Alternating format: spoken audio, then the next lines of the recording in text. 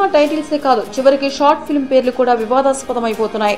Sita I'm not a virgin అనే title తో కౌశిక్ బాబు తీసిన షార్ట్ ఫిల్మ్ కు ఆ పేరు పెట్టడంతో ఆ సినిమా టైటిల్ వివాదాస్పదమైంది. బహుశా నలుగురిని ఆకర్షించడానికి అలాంటి టైటిల్ పెట్టి ఉంటారు.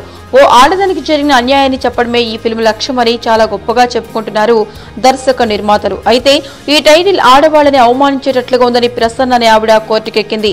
దీంతో ఈ షార్ట్ ఫిల్మ్ కి కావాల్సినంత పబ్లిసిటీ వచ్చేసింది.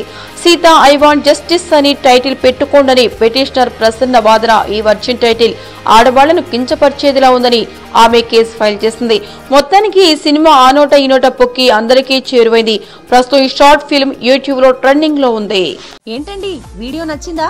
అయితే ఓ లైక్ వేసుకోండి, లేదంటే ఓ కామెంట్ చేయండి. ఎప్పటికప్పుడు మా వీడియోస్ చూడాలంటే సబ్స్క్రైబ్ చేసుకోండి.